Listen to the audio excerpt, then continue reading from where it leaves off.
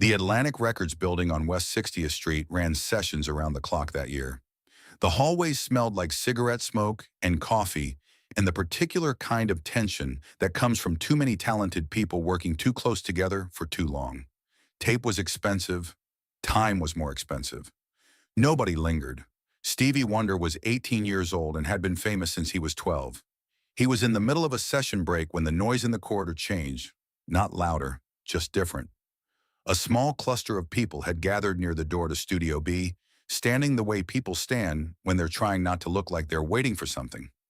Stevie heard the shift in the room's energy before anyone said a word. He'd learned to read silence the way other people read faces. He was at the piano, one hand resting on the keys, not playing, just thinking. Someone leaned in and said it quietly. "Jimmy's on his way up." Stevie didn't move. His fingers pressed down on a single note, a D, and held it there while it faded. "Hendrix," he said, not a question. "Yeah." He lifted his hand from the keys. Stevie knew the records. He'd put on RU Experience not long after it came out and sat with it for a long time. Longer than he usually sat with anything.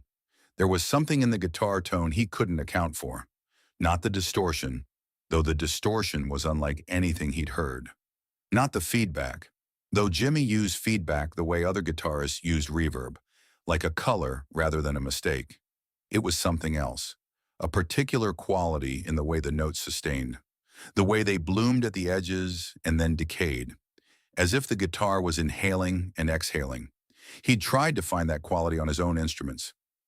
On the piano, pressing the sustain pedal and listening to the decay of the harmonics, searching for the thing he was looking for. On the harmonica, cupping and releasing his hands around the chamber, pulling different dynamics out of the air column inside. He'd gotten close a few times. Not close enough. The thing that lived in Jimi Hendrix's guitar hadn't shown up anywhere else yet. The door opened. Footsteps came into the room.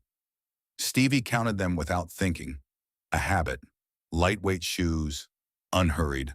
Not the heavy, confident thud of someone entering a room they own. More careful than that. More attentive. Someone made the introduction.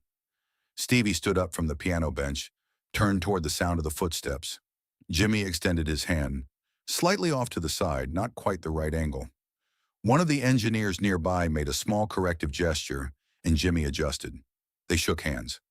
"I've been listening to your records," Stevie said. He kept his voice even. It wasn't a compliment exactly. It was closer to a statement of fact, the kind you offer when you're still forming your conclusions. "Me too," Jimmy said. "Yours?" A short silence opened up between them. Nobody in the room filled it. The silence just sat there, and 4 or 5 people stood around it without disturbing it. And for a moment the entire room was very still. There was a Stratocaster in the corner. Not Jimmy's. A studio backup someone had left out. White with a tortoiseshell pickguard, propped against the wall near the amp rack. Jimmy crossed over to it, picked it up by the neck, and began tuning. He did it by ear, turning each peg and plucking the string, listening to the interval, adjusting. The whole thing took maybe 25 seconds.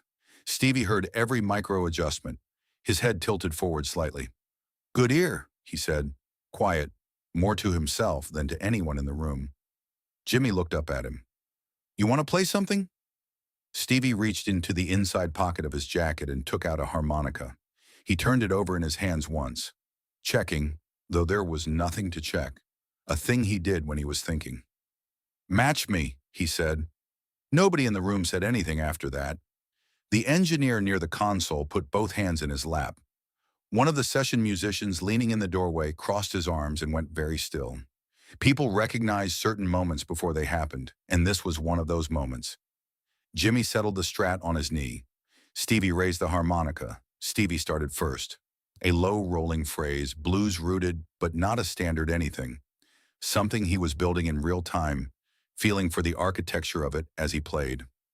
His left hand cupped and opened around the harmonica, pulling dynamics out of the air, making one small metal instrument produce something that seemed like more than one instrument should. The phrase climbed, leveled off, turned back on itself. Jimmy came in underneath. He didn't match the melody. He didn't mirror it or echo it. He came in below the line Stevie was drawing and supported it from underneath, A few quiet notes that gave the phrase somewhere to land. Simple placement. Nothing ornate, but exactly right. Stevie heard it and adjusted. He moved into the space Jimmy had opened. The two lines started talking to each other, not in any way either of them had planned, but in the way that happens between musicians who are genuinely listening, which is rarer than people think. Stevie would extend a phrase and Jimmy would catch the far end of it and carry it somewhere. Jimmy would move into unexpected territory and Stevie would hear the logic in it, find the thread, follow, back and forth. A conversation. The people in the room had stopped everything else. The engineer's hands were in his lap. No one was checking the clock or looking at a track sheet. This kind of attention is involuntary. The body decides to pay it before the mind does. Then Jimmy did something. It was hard to describe afterward, and the people who were there tried and never quite got it right. A sustained bend on the high string held longer than physics seemed to allow.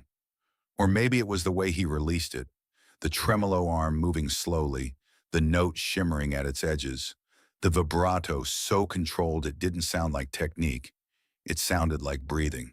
Or maybe it was none of that. Maybe it was simpler, a single note in a specific register, in a specific silence, at a specific moment. The kind of note that lands somewhere inside you before your ear has finished processing it. The engineer near the console would say later that he'd heard thousands of guitar players in that room. He said he'd learned to keep working through performances because otherwise nothing would ever get done. That night his hands stopped moving. He didn't notice until the note was already gone. Stevie's harmonica slowed. He played a few more notes. They were careful now, tentative, like someone testing the ground before they commit their weight to it. Then the harmonica came away from his lips. His hands lowered. The harmonica rested in his fingers, pointing at the floor. His head dropped slightly forward. That specific angle, the one that people who knew Stevie recognized. Not concentration, not analysis, not the focused brow expression of a musician working through a problem. This was different. This was what Stevie looked like when he was just hearing something, when he had stopped everything else and there was only the sound. Jimmy kept playing, alone now. The note he'd played was still somehow present in the room, or it felt like it was. The way certain sounds don't leave the air immediately, but take a moment to settle. Nobody moved, nobody spoke. The harmonica was still in Stevie's hands, still, and the stillness of it said more than anything anyone in the room could have said out loud. Later, one of the musicians who'd been standing near the door said it was the strangest thing he'd witnessed in a studio. Not the playing, though the playing was extraordinary. It was the silence after.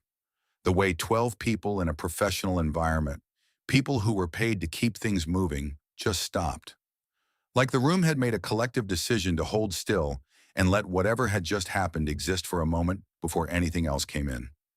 Jimmy let the last note decay naturally. No ending flourish, just the sound fading into the room's ambient noise, the hum of the equipment, the distant murmur of the city outside. Silence. Stevie didn't move for a moment. His thumbs moved slowly over the harmonica's cover plate, a small, repetitive motion, like turning something over in your mind. "How did you do that?" he said. His voice was level, no performance in it. Jimmy didn't answer immediately. "Do what?" "That sound." Stevie paused. "I felt it before I heard it."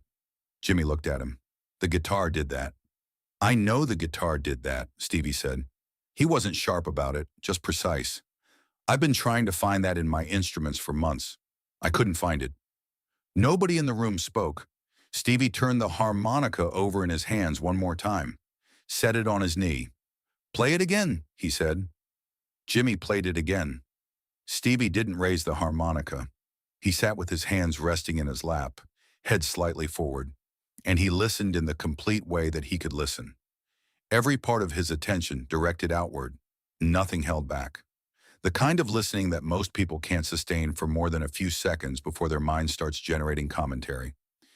Stevie could hold it for as long as the sound lasted. When Jimmy finished, Stevie nodded once. Slowly, not performed, just the physical sign of something registering. The session resumed eventually.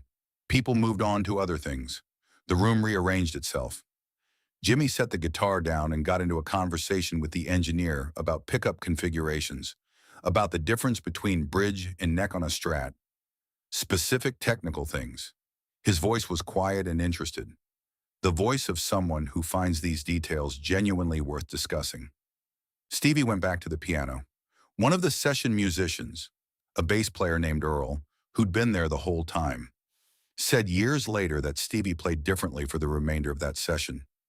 Not in any way that would have been obvious to a stranger, but Earl had been watching Stevie in studios for 2 years by then, and he said that something had shifted.